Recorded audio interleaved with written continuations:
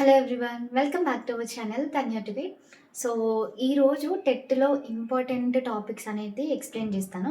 ఇంకా application start కాలేదు, application process అనేది స్టార్ట్ అవ్వలేదు. అప్లై చేసుకోవాలనుకునే వాళ్ళు ఎలాంటి జాగ్రత్తలు తీసుకోవాలనేది కూడా ఫర్దర్ వీడియోలో చెప్తాను. ప్రజెంట్ అయితే చాలా చాలా ఇంపార్టెంట్ టాపిక్స్. ఈసారి టెట్ రాస్తున్న స్టూడెంట్స్ అందరు కూడా రెగ్యులర్గా చూడండి. చాలా చాలా ఇంపార్టెంట్ టాపిక్స్ అండ్ అలాగే గన్ షాట్ క్వశ్చన్స్ కూడా కొన్ని ఇంక్లూడ్ అయితే చేస్తాను. ప్రెజెంట్ అయితే ఓన్లీ టాపిక్సే మెన్షన్ చేస్తున్నాను. మీరు ఆల్రెడీ ప్రిపేర్ అయిన వాళ్ళైతే ఈ టాపిక్ చూసిన వెంటనే అరే దీంట్లో ఏంటి, ఏమేమి ఉన్నాయనేది మెమరైజ్ చేసుకోండి, రీకలెక్ట్ చేసుకోండి.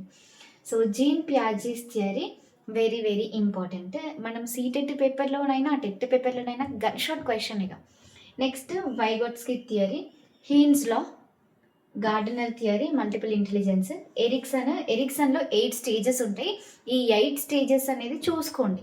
ఓకే, ఏదో ఒక స్టేజ్ మీద క్వశ్చన్ ఇస్తారు. సో అందుకోసం మనం 8 మనం చూసుకున్నామంటే ఈజీ అయిపోతుంది అనమాట. నెక్స్ట్ చామ్స్కి లాంగ్వేజ్ డెవలప్మెంట్ థియరీ గురించి, గ్రామర్ రూల్స్ గురించి చెప్తారు. థార్నిడ్కే నెక్స్ట్ యాప్టిట్యూడ్కి సంబంధించి క్వశ్చన్స్ ఉంటాయి అనమాట. అంటే ఒక పిల్లవాడిని తీసుకొని ఈ యాటిట్యూడ్ ఉంటే అది దేని టైప్ ఆఫ్గా మనం కన్సిడర్ చేస్తాం అనేది అడుగుతారు.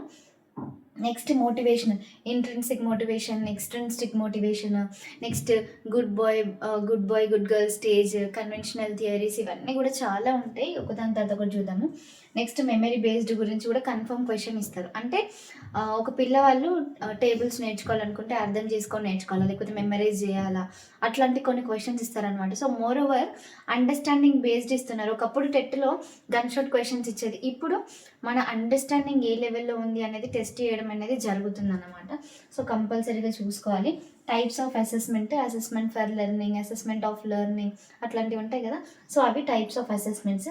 Next NCF, national curriculum framework గురించి.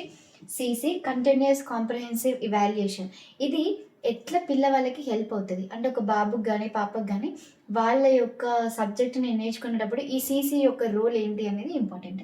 నెక్స్ట్ ఎన్ఈపి 2020, ఇది చాలా చాలా ఇంపార్టెంట్. మీరు వేరే ఏ గవర్నమెంట్ ఎగ్జామినేషన్స్ రాసినా మనకి ఎన్ఈపి 2020 కంపల్సరీగా ఉంటుంది. సో ఎన్ఈపి 2020 కూడా నేర్చుకోండి. నెక్స్ట్ వీడియోలో క్వశ్చన్స్ చూద్దాం. Thank you.